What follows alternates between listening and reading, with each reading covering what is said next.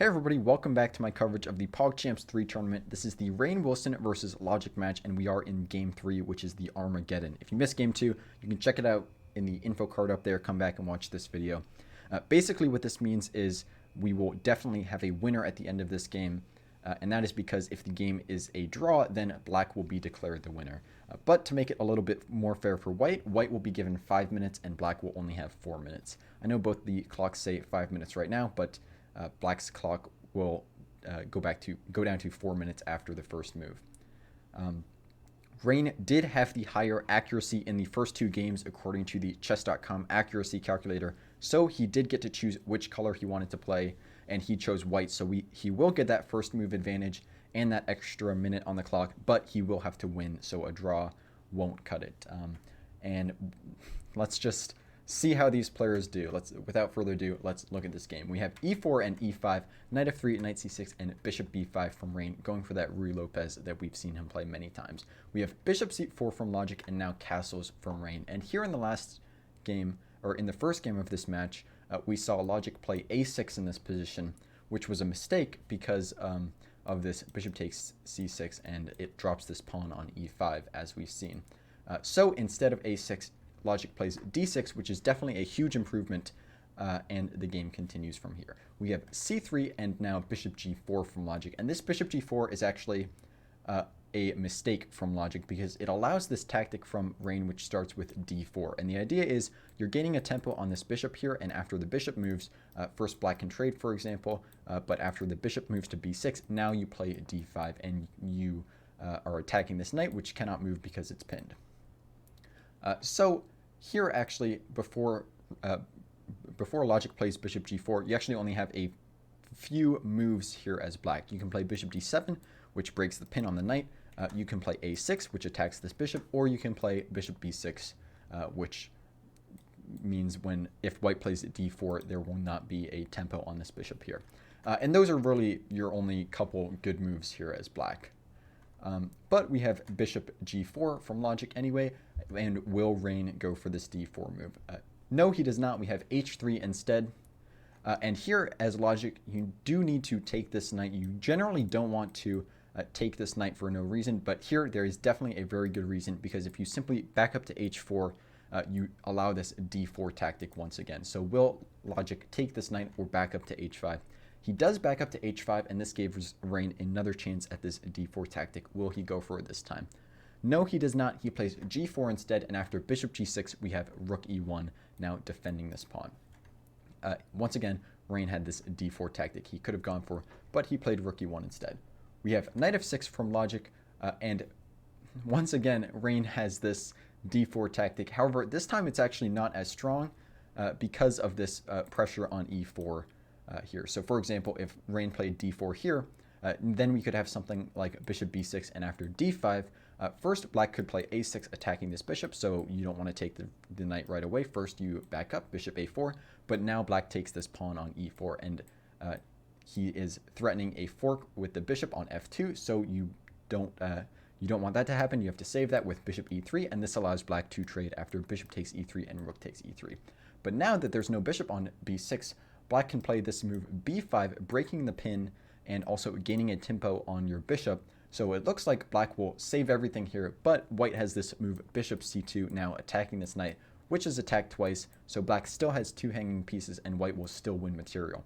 However, Black does have this desperado tactic now with knight takes f2, and after king takes f2, bishop takes c2, queen takes c2, and knight e7, Black will still be down a piece, but they will have gained 2 pawns for it and sort of exposed White's king.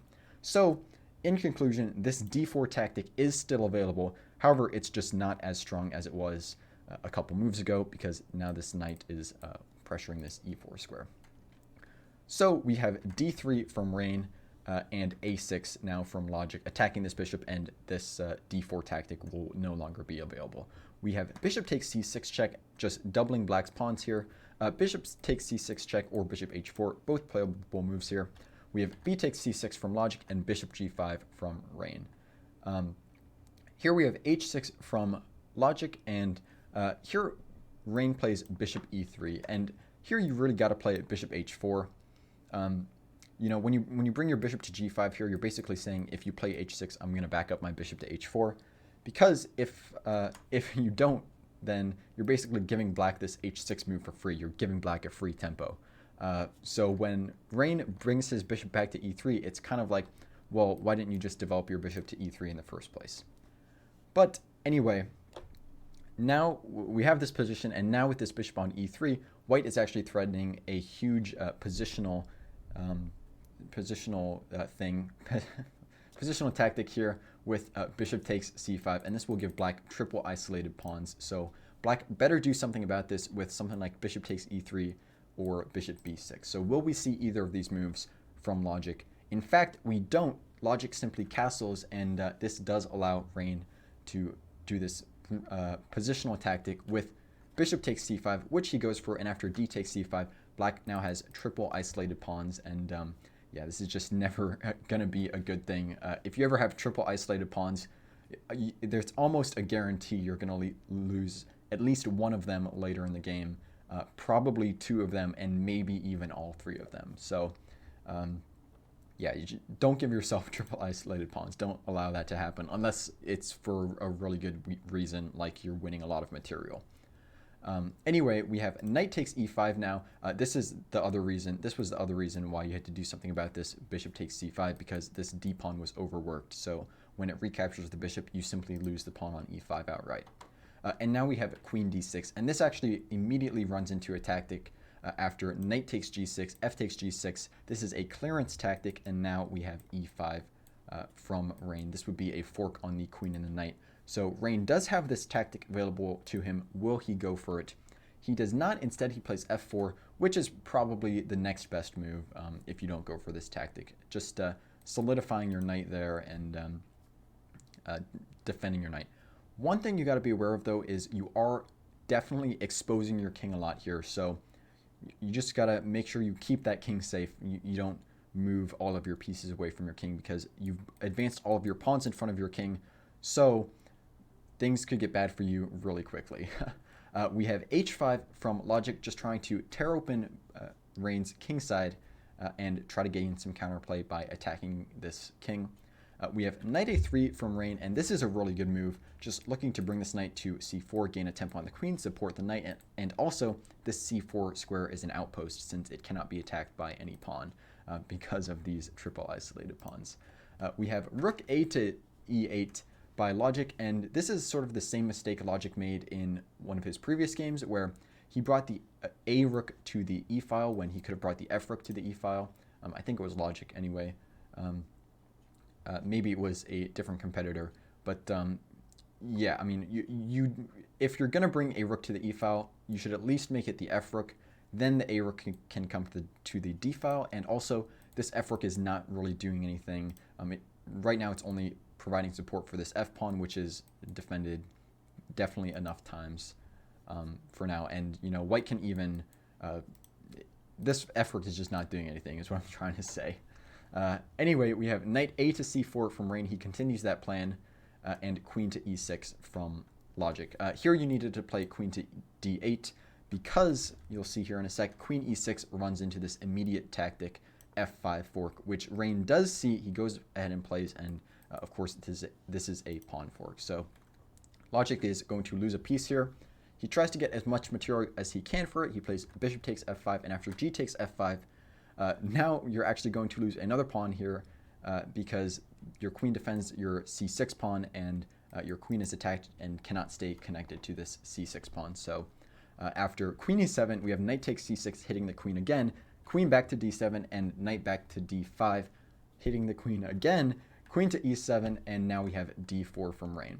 We have g6 from logic, and the idea behind this move is you just want to, logic is trying to open the g file just to get any counterplay he can against white's king. Yes, it does destroy your own king's defense in a way, but logic, he's behind in material. He needs to get any counterplay he can at this point, so this is just what he's trying to do. We have queen f3 from Rainn, and queen f3, this is a very fine move, very good move, just getting the queen to a more active square. But I do want to take a look at this line that Rainn could have gone for, which would have been very interesting, which starts with f takes g6. And after f takes g6, it looks like you get this fork on the queen and the rook with knight takes g6. However, black can actually save everything with queen to g7, and this pins the knight to the king, so the knight cannot take the rook. However, you can actually save this with white with this defensive resource of rook to e2. And now if the queen takes the knight, you can pin the queen to the king. So the queen cannot take the knight, except she actually can, because after queen takes g6 and rook g2, now black can play knight g4. This basically gives back the piece, but it also saves the queen. So obviously white will take this, h takes g4, and after a move like queen takes e4, simply avoiding your queen from now being pinned to your king, we could have g takes h5 check, and after a move like king h8, it looks really scary for white because their king is very exposed, but after a simple move queen to g4, this threatens mate and will force the queen trade.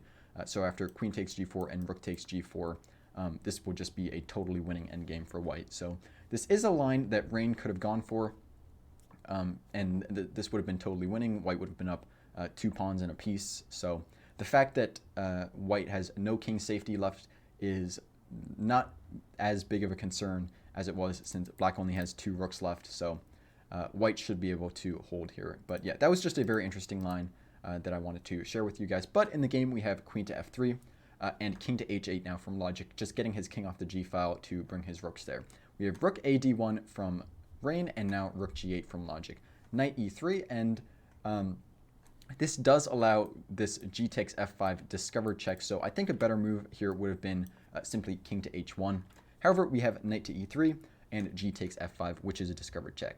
Here we have king f2, and once again, this is a mistake because it allows this knight takes e4, picking up another pawn for black, sort of exposing white's king even more and also gaining a tempo on the king. So much better here would have simply been king to h1 once again. But we have king to f2, and will logic go for this knight takes e4 move? No, he does not. He simply plays rook g7, and basically his idea here is he wants to double up these rooks and try to get some counterplay on the g-file. However, this runs into the immediate knight takes f5, which Rainn plays, and this is a fork on the queen and the rook. So it's going to be very hard for black to come back from this. We have now knight takes e4, and this is basically logic's way of saying that he's giving up here, because this simply drops a knight, and unfortunately this knight takes e4 move is one move too late from logic. We have queen takes e4, and now rook g2, logic just sacrificing everything. Maybe it was the time pressure that caused him to give up, or some combination of losing on the board and the time pressure, but yeah, we have this sequence. We have king takes g2, and now rook g8 check, king to f3, and queen g5. And Rainn here could finish the game with this knight takes f2 check, would be a fork on the king and the queen, but instead he plays rook to g1, which is just as good, because it just kills any counterplay black could have on the g-file, and the rook trade will come next. White will just be up way too much material. So we have queen to h6, and this actually immediately hangs the queen, but Rainn does not go for that. Instead, he goes for knight takes f7 check, which is a fork on the king and the queen anyway. So after the only legal move, king h7, white actually has a mate in 2 here with knight 5 takes h6, and this is a discovered check. And after the only legal move from black, rook g6, we have queen takes g6, and this would be checkmate. So Rainn could go for this checkmate. However, instead we see knight 7 takes h6. So I wonder if maybe Rainn didn't even see that he could take this queen with this knight. But anyway, we have knight 7 takes h6, and after rook takes g1, rook takes g1, there are no stalemate tricks because black just has too many pawns. So after h4 and rook g7 check, king h8, and queen e8, Rainn Wilson checkmates logic and takes the third game and the match. So yes, logic loses, Rainn wins the third game Armageddon. He did have the higher blitz rating, so I guess it was a little expected. And also, I think white is definitely a big favorite in these Armageddon games because they do get that extra minute. And I think the chance of drawing at this level, this rating skill level of chess, is very low. So black is basically down a minute for nothing. And also, they do not have that first move advantage. But yes, here are the standings, the current standings for Group C. So Rainn Wilson and Logic both at 7 points, but Rainn comes on top in the tiebreakers. So basically, he played more accurately in his games of chess, and that's how the tiebreakers work. But it doesn't matter too much. They're both going to the championship bracket anyway.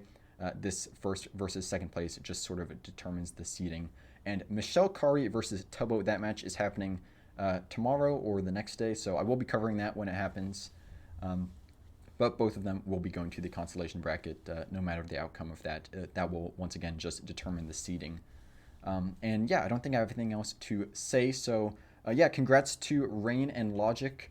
They both played fairly well in this match overall. So good job to them for that. And like I said, I don't think I have anything else to say about this game or this match. So check out my PogChamps 3 playlist. It's up there. And check out another video over there. It'll be good. So make sure you're subscribed so you don't miss out on all things chess. I love you guys. Stay awesome, and I'll see you next time.